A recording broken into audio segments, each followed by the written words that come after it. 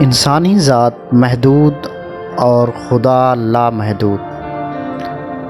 اگر محدود یعنی انسان لامحدود کا امتحان لینے کی کوشش کرے تو اسے حماقت اور بے وقوفی کے سوا اور کیا کہا جا سکتا ہے۔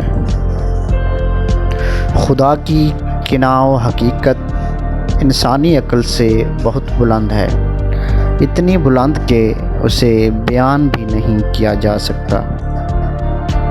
جب نصرت الہی پر کامل یقین ہو جائے تو مومن کے دل سے مخلوق کا خوف ختم ہو جاتا ہے۔